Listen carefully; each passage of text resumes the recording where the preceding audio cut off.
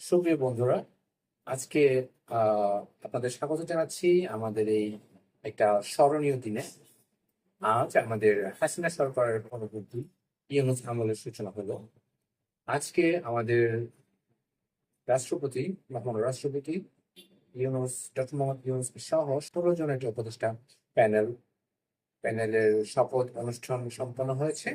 সেখানে আমাদের ছাত্র সমাজের দুইজন সমন্বয়ক সহ প্রবীণদেরকে নিয়ে এটা সুন্দর একটা উপদেষ্টা প্যানেল প্রতিষ্ঠা করা হয়েছে, যাতে করে আমাদের এই যুদ্ধ বিধ্বস্ত, বলতে গেলে যুদ্ধ বিধ্বস্তই বলা যায়, কারণ আমাদের যে 1 মাস ধরে যে আন্দোলন পরবর্তী সহিংসতা, ওইসব নিয়ে যে একটা অরাজক পরিস্থিতির সৃষ্টি হয়েছে, সেই পরিস্থিতি থেকে উত্তীর্ণ হওয়ার জন্যই আমাদের এই উপদেষ্টা প্যানেল প্রতিষ্ঠিত হয়েছে, যাতে করে আমরা এই অরাজকপূর্ণ অবস্থা থেকে বের হতে পারি এবং একটা সুন্দর সুষ্ঠু নির্বাচনের মাধ্যমে একটি গণতান্ত্রিক প্রক্রিয়া চালু করতে পারি। তো আমাদের এই উপদেষ্টা পরিষদে যেমন প্রবীণরা রয়েছেন, নবীনরাও রয়েছেন। এতে করে দেখা যাবে যে আমাদের যে নবীন প্রবীণ যেটা মিলন মেলার সৃষ্টি হয়েছে, সেখানে নবীনরা প্রবীণদের কাছ থেকে পর্যাপ্ত জ্ঞান নিয়ে ওই জ্ঞান যেন ভবিষ্যতে বাংলার কাজে লাগাতে পারে, সেটা সম্ভব হবে। সো এই হাসিনা সরকার পরবর্তী যে ইউনূস আমলের সূচনা হলো, এই আমলে যে কিছু চ্যালেঞ্জ রয়েছে, সেই চ্যালেঞ্জ নিয়েই আজকে আমাদের এই আলোচনা। কি কি চ্যালেঞ্জ আমরা আমাদের কাছে এই ইউনূস সরকার আহ পাবে, এবং সেই চ্যালেঞ্জ থেকে কিভাবে আমাদের এই দেশকে রাজনৈতিক সমাধান করা যাবে, মানুষের নিরাপত্তা নিশ্চিত করা যাবে, এবং আম, আমাদের দেশকে একটি অর্থনৈতিক স্বনির্ভর কান্ট্রিতে পরিণত করা যাবে। আমরা জানি আমাদের অনেক সমস্যা রয়েছে এখন আমাদের আম, এই কারণে, এই যে হাসিনা সরকারের পতনের ফলে যে আন্দোলন হয়েছে এবং পুলিশ প্রশাসনের সাথে যে ছাত্র জনতার যে দ্বন্দ্ব হয়েছে, তাতে করে আমাদের নিরাপত্তা ব্যবস্থা সম্পূর্ণ ধ্বংস হয়ে গেছে, যার সুযোগ নিচ্ছে আমাদের কিছু দুষ্কৃতিকারী, যার ফলে আমরা প্রতি রাতে বিভিন্ন আহ দুষ্কৃতির কারীর বিভিন্ন অপরাধের কথা সঙ্গে জানতে পারছি। আমাদের ডাকাতির সম্ভাবনা বেড়ে গেছে, ডাকাত হচ্ছে এখানে সেখানে, অনেক অত্যাচার হচ্ছে, নিরীহ মানুষের উপর আক্রমণ হচ্ছে, মানুষের যানবাহন ব্যাপক ক্ষয়ক্ষতির শিকার করছে এবং আমাদের রাষ্ট্র ক্ষতির শিকার হচ্ছে। সো এই অবস্থা থেকে মুক্তির জন্য আমাদের যে যা করতে হবে সেটা নিয়ে, এবং আমাদের যে ইউনূস সরকার যে চ্যালেঞ্জ গুলো পাবে, সেগুলো নিয়ে আমাদের মূলত আলোচনা করা হয়। এর মধ্যে প্রথম হচ্ছে আমার আইন শৃঙ্খলা প্রতিষ্ঠা করা। তো আমাদের ইউনূস সরকারের প্রথম চ্যালেঞ্জ হবে যে আমাদের দেশে আইন শৃঙ্খলা নিরাপত্তা ব্যবস্থার পুনঃপ্রতিষ্ঠা করা। আমরা জানি আমাদের ছাত্র জনতার সাথে পুলিশ প্রশাসনের যে দ্বন্দ্ব হয়েছে, এবং এই যে 1 মাস ধরে যে আন্দোলন হয়েছে, তাতে করে আমাদের আইন শৃঙ্খলা ব্যবস্থা পুরোপুরি ধ্বংস হয়ে গেছে, যার প্রভাব পড়েছে আমাদের জনজীবনে। আমাদের নিরাপত্তা ব্যবস্থা খুবই শোচনীয় হয়ে গেছে। আমাদের দুষ্কৃতিকারীরা এর সুযোগে অনেক অন্যায় অপরাধে লিপ্ত হচ্ছে। আমরা প্রতি রাতেই ডাকাতির ঘটনা শুনছি সহ অনেক চাঁদাবাজি সহ অনেক লুটপাটের দৃশ্য আমরা দেখতে পাচ্ছি। তো আমাদের ইউনূস সরকারের চ্যালেঞ্জ হবে যে ওনারা যেন খুব দ্রুত করে এই আইন শৃঙ্খলা ব্যবস্থা আবার পুনঃপ্রতিষ্ঠা করে যথাযথ কর্তৃপক্ষের সাথে ওনারা আইনের পরিবর্তন করে, যদি প্রয়োজন হয়, পুলিশ প্রশাসনের যে প্রবলেম গুলো হচ্ছে, ওই পুলিশ প্রশাসন থেকে আমাদের দুর্নীতিবাজ এবং অন্যায়কারী, হত্যাকারী সেসব পুলিশদেরকে চিহ্নিত করে ওনাদের শাস্তির ব্যবস্থা করে নিরপরাধ পুলিশ বাহিনীকে যেন সারা বাংলার মানুষের কাছে আবার বন্ধুত্বের প্রতিষ্ঠা করতে পারে, সেই ব্যবস্থা যেন করতে পারে। এবং এর ফলে যদি পুলিশ বাহিনী আমাদের একটা বড় একটা নিরাপত্তা রক্ষার কাজ করে, আমাদের দেশের অভ্যন্তরীণ আইন শৃঙ্খলা ব্যবস্থার নিয়ন্ত্রণ করে ওনারা। তো আমি আমার ইউনূস সরকারের প্রথম কাজ হবে দেশের আইন শৃঙ্খলার পুনঃপ্রতিষ্ঠা করা, যাতে করে জনমানুষের মনে আস্থা ফিরে আসে এবং ওনারা নিরাপদে এবং নিশ্চিন্তে জনজীবন যাপন করতে পারে। তো এটাই হবে আমাদের ইউনূস সরকারের প্রথম বড় চ্যালেঞ্জ। দ্বিতীয় চ্যালেঞ্জ হচ্ছে আমাদের ব্যবসা বাণিজ্যের যে আগের পরিবেশ ফিরিয়ে আনা। তো আমরা জানি যখন একটা সরকারের পতন হয় এবং মাঝখানে যেটা ট্রানজিশন পিরিয়ড আছে এখানে অনেক ঘটনা ঘটে। পূর্ববর্তী সরকারের ব্যবসা বাণিজ্যে আক্রমণ করা হয়, ওদের বাসা বাড়িতে আক্রমণ করা হয়। এটা একটা আমাদের বাংলাদেশের এবং ভারতীয় সাবকন্টিনেন্টের আপনার কালচার বলেই চলে। সো আমরা যদিও সেই কালচার থেকে কোনো বেরিয়ে আসতে পারিনি, আমাদের শিক্ষার মননের উন্নয়নের এখনো অনেক বাকি রয়েছে। সো আমাদের যার ফলে আমাদের ব্যবসা পরিবেশও বিকৃত হয়েছে। আমরা দেখতে পাচ্ছি বিভিন্ন ব্যবসা প্রতিষ্ঠানের আম, আক্রমণ হয়েছে, ওদের মালামাল নিয়ে গিয়ে হয়েছে, অনেক লুটপাটের শিকার হয়েছে। অনেক ব্যবসায়ীদের বড় বড় কারখানায় যারা হচ্ছে, সেখানে হাজার হাজার মানুষের জীবিকার ব্যবস্থা করা হয়েছে, সেই কলকারখানায় আক্রমণ করা হয়েছে। এবং অনেক ধ্বংস হয়েছে, অনেক ধ্বংসযোগ্য আমরা দেখেছি, যে পত্র পত্রিকায় দেখা যায়, আমরা দেখেছি, আপনারা জানেন সবাই। সো এখন আমাদের ইউনূস সরকারের অন্যতম কাজ হবে যে ব্যবসায়ের পরিবেশটা আবার ফিরিয়ে আনা। যে ব্যবসা পরিবেশ, ব্যবসা কার্যক্রম পরিচালনা করার জন্য প্রয়োজন নিরাপত্তা ব্যবস্থার মাধ্যমে এখানে আবার চলে আসে নিরাপত্তা ব্যবস্থা। আসলে একটা দেশে নিরাপদ না হলে সেখানে কোনো কার্যক্রম সুষ্ঠুভাবে সম্পন্ন হয় না। আমাদের পুলিশ বাহিনীকে যতদূর সম্ভব ওদের বিচারের আওতায় এনে যারা অন্যায় করেছে ওদের শাস্তির মাধ্যমে শাস্তি দিয়ে পুলিশ বাহিনীর প্রতি মানুষের একটা আস্থা ফিরিয়ে এনে যতদূর সম্ভব আমাদের ওদেরকে আবার আইন শৃঙ্খলা রক্ষার কাজে নিয়োজিত করতে হবে। যার ফলে আমাদের নিরাপত্তা বিধান হবে এবং আমাদের জনজীবনের সাথে ব্যবসায়িক জীবনও উত্তরোত্তর আবার আগের পরিবেশে চলে আসবে।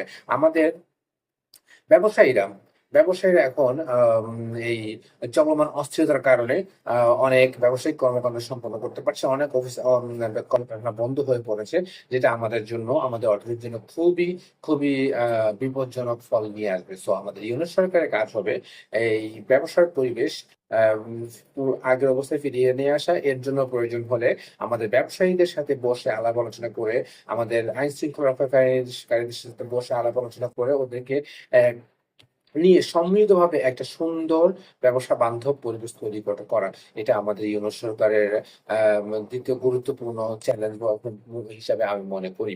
তৃতীয় চ্যালেঞ্জ হচ্ছে আমাদের শিক্ষা প্রতিষ্ঠানের পুনরায় চালু করা এবং সেখানে শিক্ষার পরিবেশ ফিরিয়ে আনা।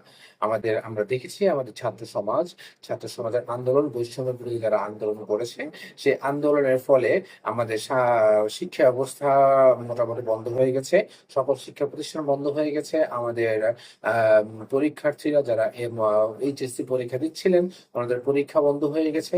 সো আমাদের ইউনিট সরকারের আরো আরো কাজ হবে যে আমাদের শিক্ষা প্রতিষ্ঠানগুলো পুনরায় চালু করে, যতদূর সম্ভব চালু করে ওইখানে শান্তির পরিবেশ, একটা সুন্দর পরিবেশ স্থাপনের মাধ্যমে, নিশ্চিত করার মাধ্যমে শিক্ষা প্রতিষ্ঠানগুলোর মাধ্যমে শিক্ষা কার্যক্রম আবার চালু করা। এতে করে আমাদের আমাদের দেশের যে শিক্ষা ব্যবস্থা সেটা আবার পুনরুজ্জীবিত হবে এবং সবাই যার যার ক্লাসে ফিরে যাবে এবং আমরা স্বাভাবিক জীবনে ফিরে আসবো। এছাড়া আরেকটা গুরুত্বপূর্ণ কাজ হবে আমাদের ইউনূস সরকার, যেহেতু ডক্টর মোহাম্মদ ইউনূস একজন ইন্টারন্যাশনালি খুবই রেপুটেড পার্সন, উনি নোবেল লরিয়েট এবং উনি আন্তর্জাতিক, ওনার বেশ একটা শক্ত অবস্থান রয়েছে। উনি ইন্টারন্যাশনাল কারিকুলামের সাথে মিল রেখে এবং আমাদের অর্থনৈতিক এবং সামাজিক অবস্থা বিবেচনা করে একটা সুন্দর গ্রহণযোগ্য কারিকুলাম যেন উনি ফিক্স করেন, যাতে করে আমাদের যে এই শিক্ষার্থীরা রয়েছে এটা সুন্দর শিক্ষার পরিবেশ পায় এবং একটা ভালো শিক্ষায় শিক্ষিত হয়ে, স্বশিক্ষায় শিক্ষিত হয়ে নিজেদেরকে দেশের কল্যাণে নিজেদের কল্যাণে নিয়োজিত করতে পারে। এটা হবে আমাদের ইউনূস সরকারের শিক্ষার পরিবেশ পুনরায় ফিরিয়ে এনে একটা সুন্দর কারিকুলাম, গ্রহণযোগ্য কারিকুলাম, আন্তর্জাতিক এবং দেশীয় সামাজিক সাংস্কৃতিক বিষয় বিবেচনা করে এটা সুন্দর কারিকুলাম চালু করা আমাদের ইউনূস সরকারের একটা বড় চ্যালেঞ্জ হিসাবে হবে বলে আমি মনে করি। চতুর্থ হচ্ছে আমাদের আম, দেশে, আমরা জানি আমাদের দেশের অনেক দুর্নীতি হয়। আমাদের দুর্নীতির কারণে আমাদের দেশ থেকে হাজার হাজার কোটি টাকা বাইরে পাচার হয়ে যায়। আমরা দেখেছি মতিউরের ঘটনা দেখেছি, আমরা বেনজিরের ঘটনা দেখেছি, এরকম হাজারো হাজারো মতিউর বেনজিরে ভরে আছে আমাদের বাংলাদেশ।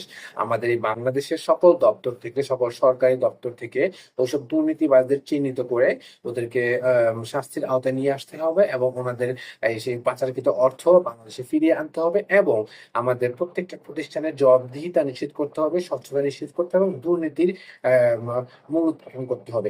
এর জন্য সবচেয়ে বেশি প্রয়োজন হবে আমাদের, আমি মনে করি, অটোমেশন। আমাদের যদি প্রত্যেকটা সরকারি প্রতিষ্ঠানে অটোমেশনের চালু করা যায়, তাতে করে দেখা যাবে যে আমাদের মাঝখানে যে দুর্নীতিটা হয় সেই দুর্নীতি অনেকখানি কমে আসবে এবং দুর্নীতিবাজদের কে ধরার জন্য আমাদের দুর্নীতি দমন কমিশনকে আরো বেশি ক্ষমতা দিতে হবে এবং যেন ওনারা শুধু সরকারি কর্মচারী নয়, আমাদের আমাদের সামরিক বাহিনীর, আমাদের আইন শৃঙ্খলা রক্ষাকারী বাহিনীদের যেন ওনারা আহ, আহ, যথাযথ অথরিটির মাধ্যমে ওনাদেরকে দুর্নীতির জন্য ওনারা তদন্ত করতে পারে এবং প্রয়োজনীয় ব্যবস্থা গ্রহণ করতে পারে। সেই সাথে আমাদের মানব অধিকার কমিশনও যেন আমাদের যে এই সরকারি কর্মকর্তা কর্মচারী আইন শৃঙ্খলা বাহিনীর বিরুদ্ধে অ্যাকশন নেওয়ার যে যথাযথ ক্ষমতা প্রয়োজন ক্ষমতা নিশ্চিত করার ব্যবস্থা করে যাতে করে হবে আমাদের এই দেশের দুর্নীতির পরিমাণটা কমে যাবে। আমরা জানি আমাদের দেশের একটা বিশাল পরিমাণ অ্যামাউন্ট দুর্নীতির কারণে মানুষ নিয়ে যায় এবং প্রতি বছর বছর আমরা ইনসেন্টিভ দেই যে কালো টাকা সাদা করার জন্য ট্যাক্স রিবেট হয়, অনেক কিছু আমরা দিই। তো আমাদেরকে এই দুর্নীতির মূল উৎপাদন করতে হবে। আর এই দুর্নীতি দমন করাটা হবে আমাদের ইউনিট সরকারের আরেকটি বড় চ্যালেঞ্জ।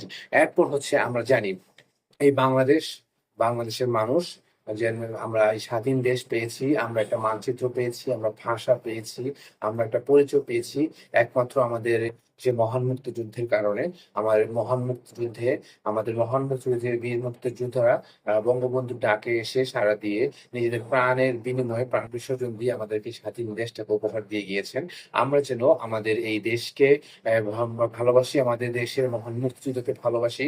যারা মুক্তিযুদ্ধ করতে গিয়ে নিজের প্রাণ হারিয়েছে ওদেরকে আমরা ভালোবাসি, ওদেরকে তাদেরকে সম্মান দিতে হবে, ওদের মুক্তিযুদ্ধের স্থাপনা রক্ষা করতে হবে এবং মুক্তিযোদ্ধা পরিবারের হেফাজত করতে হবে।